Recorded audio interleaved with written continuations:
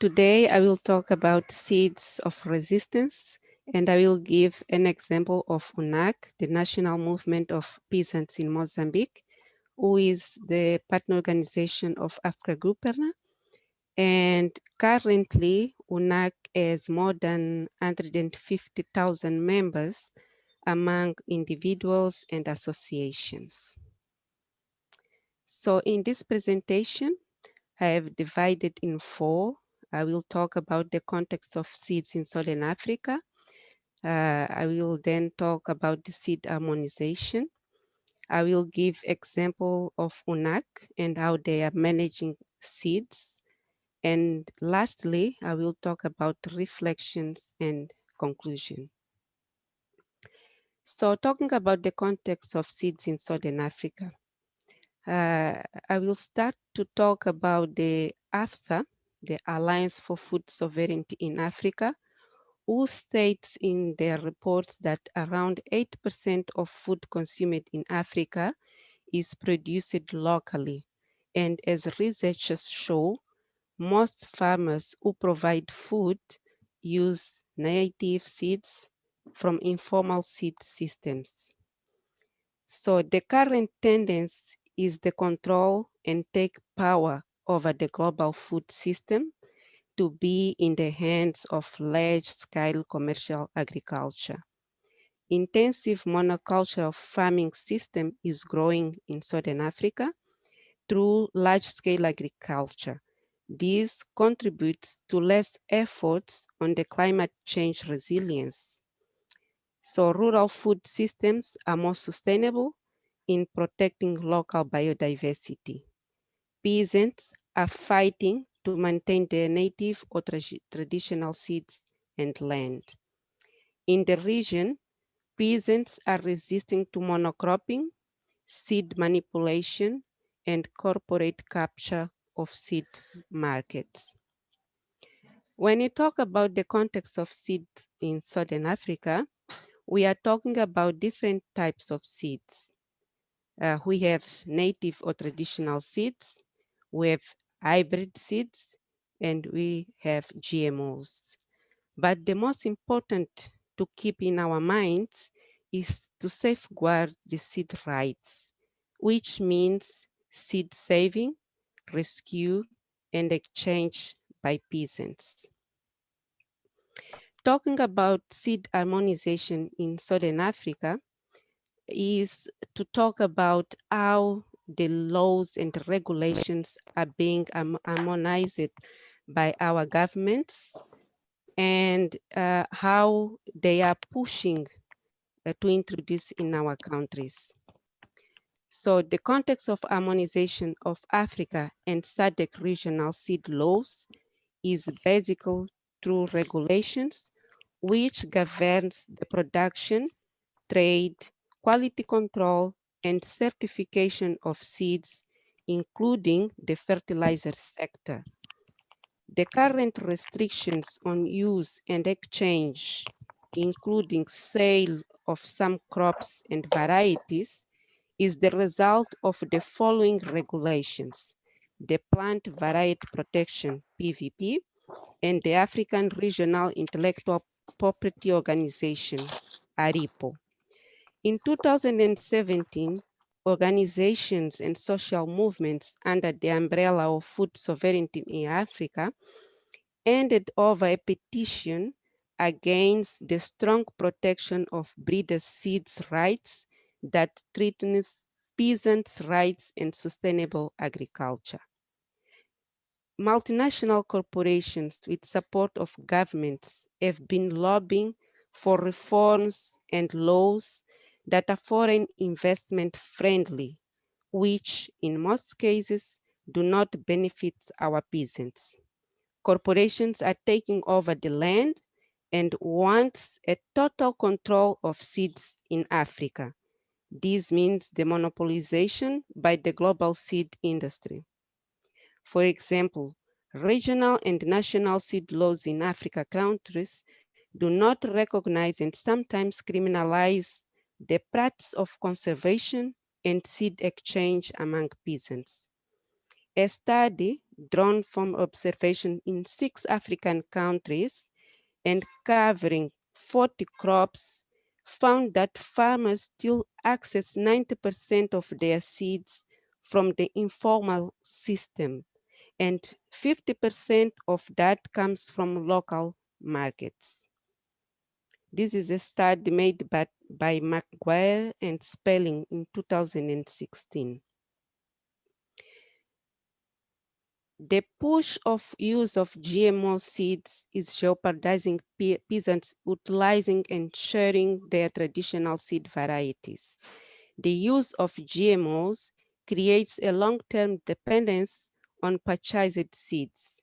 Traditional seeds are resistant to climate change effects such as droughts, cyclones, and pests. And for example, when we had cyclones in Mozambique, the tendency was to push for these imported and GMO seeds. But some local organizations are starting to raise awareness to our local farmers to not accept those kind of seeds and instead just trying to recover what they lost. It's quite complicated, but it's possible. The investments by corporations in input supply, like seeds and agrochemicals, are coming in Africa in form of program to stop hunger. Those programs are, for example, the G7 New Alliance for Food Security, and the other one is, for example, the Alliance for a Green Revolution in Africa, which means AGRA. SADC countries aim at introducing seed laws and Plant Breeders' Rights Act that favors big multinational companies and transnational corporations dominating agriculture input markets. And we have some examples here. We have Monsanto, DuPont, Dow AgroScience, Syngenta, Bayer, etc. In Mozambique, the WEMA, which means Water Efficient Maize for Africa project, has developed an experiment of GMO maize seed in Shokwe district in Gaza province in south of Mozambique. The WEMA project is a public-private partnership coordinated by the African Foundation for Agricultural Technology in partnership with the International Center for Improvement Maize and Wheat. Monsanto is also involved in this project, and this project is funded by Bill and Melinda Gates Foundation. Mozambique is committed to adopt policies and regulations aligned to SADC regulations. And in 2013, the government has changed our policy regulation to accommodate those interests. So they establishes the regulatory framework for production, trade, quality control, and seed certification. What has happened at that time and in the years before was a recognition of the informal seed system. But after the government adopted these regulations from SADC, in Mozambique, we can see now a growing a movement or a reaction to that, and a campaign is stated, which is not to GMOs in Mozambique.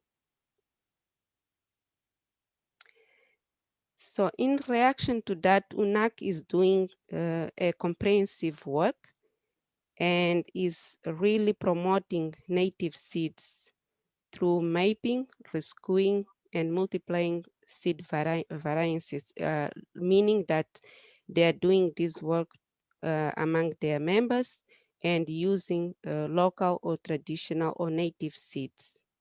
Because for UNAC, seed is an essential input for crop production.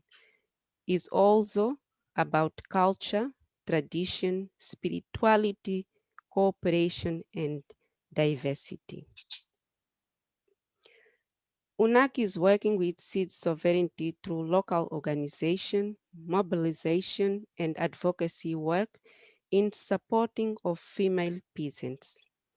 The advocacy work developed by this partner organization uh, is contributing to a better understanding of the negative effects of the seed harmonization policies in, in Mozambique, and particularly on the peasants' production. UNAC is setting up local seed banks, supporting and training its members. They are also influencing local policies on the interest of peasant seed rights. They also promote agroecology to mitigate climate change effects. Rescue, multiplication, storage, and the distribution of local variety of seeds is very crucial. At the moment, UNAC is mapping and rescuing seeds and have installed seed banks in some parts of Mozambique. They installed seed banks in Marakwene, Manica, Molokwe, and Guru districts, and they also have a seed bank in Maputo at their headquarters. So the main crops they are recovering are maize, cassava, butter beans, and onions.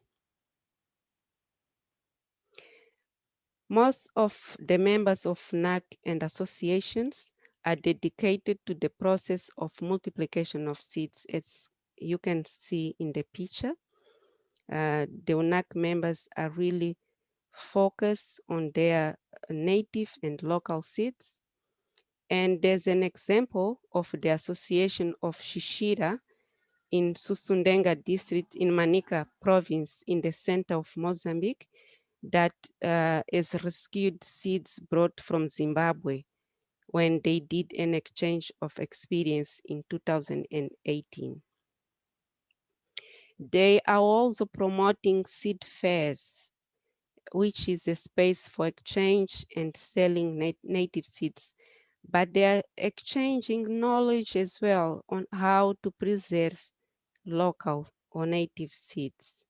This is a great space for them to improve what they are doing and really to exchange seeds, because they don't really have the same kind of seeds, and those spaces are very, very useful for UNAC members.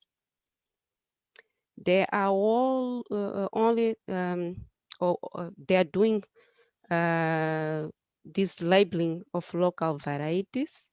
They are not really going to the fairs, and they are not doing this by themselves in their associations or their spaces, but they are labeling the local varieties so they can expand this process. They can, for example, send those seeds to different associations in different parts of the country, and they can really explore local varieties and not being stuck to the varieties in one place only. They are also doing demonstrations in their camps. So this is one example from the association 7th of April. And they are also improving the work from women, the women that are members of UNAC. There's a program which UNAC is developing, which means giving the space and the voice to the women to talk about their struggles. And this program is connected to a regional program that Africa Group ERNA is supporting as well through the Rural Women's Assembly, because we know that the women are the seed guardians, and they are always struggling for their rights. So UNAC is really supporting the women in the movement so they can just be listening and how can the women influence local policies as well. Because I think the local advocacy and the national advocacy are also improving the work by women in their local spaces and in their associations. This is the work by UNAC, and now I will talk about some reflections and concluding this presentation. Rural communities and special women are collecting, conserving, and developing and exchanging native seeds for generations. But now these processes are being threatened by corporations. The corporate interests are criminalizing and threatening local managed seed systems. But why this is happening now? Because the aim is to impose these so-called formal seed systems, which promote hybrid and GMO seeds supplied by these commercial companies and corporations. This is not really what we want for our peasants and for our rural farmers, because they are really trusting on their own processes. And if we want to create development, we want to listen to their voices. So bringing an foreign or an external approach doesn't really helps in this process. But UNAC, through La Via Campesina, is part of the food sovereignty movement, which advocates in favor of peasants' rights and resisting to corporate power on seeds.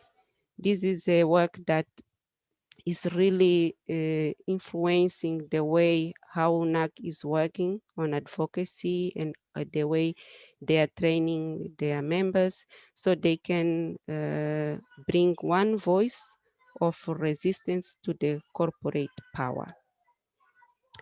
So this is what I would like to share today, and thank you for listening.